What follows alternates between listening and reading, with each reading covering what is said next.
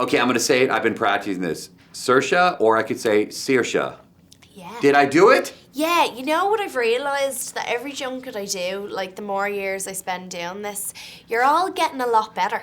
Yeah. You're really impressing me, I have to say, on this, because it's not like, is it Saoirse or Saoirse? It's like, is it Saoirse or Saoirse? So that's good. Thank Well you. done. I could have come and played the Texan, the dumb Texan. Well, is it Saoirse? Yeah, anyway, we don't all You talk like didn't. that. No, I know you don't. Speaking of Texas, I have to get this in. Grand Budapest, Wes Anderson, of course, is from Houston. Yeah. And I had him on the set because his parents live in Houston, and he wanted to go on TV to brag in front of his parents. But he mentioned you Oh, did he? during our interview. What Ah. a fantastic role that you played in the movie, and so you did. Thank you very much. Well, Which puts me into this one, fantastic role with Brooklyn. yeah.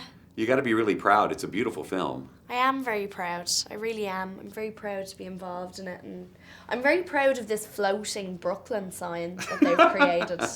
I've never had such a fancy backdrop before. Yeah, how is that sitting there? Oh, I see. I feel like I'm going up in the world. Climbing up that ladder one little rig at a time.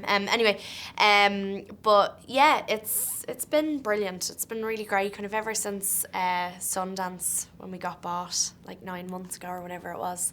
It's been a bit of a dream. Just been pinching myself. Is it true that you actually read the book before even getting the script? I did. You did? I never do that. Yeah, no, usually, I mean, I've done so many book to film adaptions, and most of the time I just won't read the book beforehand. I still haven't read Atonement, actually, but usually I'll read the book after I make the film. But with this, I had read it a few years beforehand, yeah. That's and loved cool. it, yeah. And so when you actually, signed onto the project, were you like, okay, I know this story, I'm going Yeah, into I it? got this. Well, that's the funny thing, is that I went into it thinking, okay, this is familiar territory personally.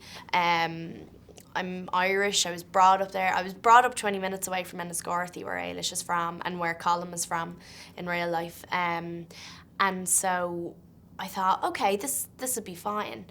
And then we went to do rehearsals, and in the time where I had signed on to when we actually made it, I had moved country and moved to London, and had gone through all of these emotions that Eilish goes through, and the homesickness and the grief and the never quite, having home the way it was before you left in the same way again. Do you know what I mean?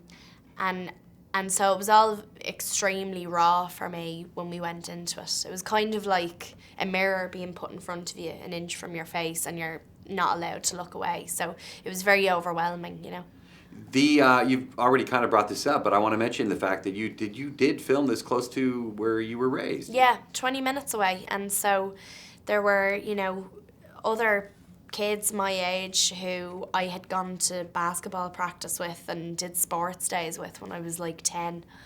So that was bizarre. It was lovely, but it was definitely a new thing for me to have like personal life, like very personal life, a place that I didn't even live in anymore, where I grew up, and my work to collide in such a huge way.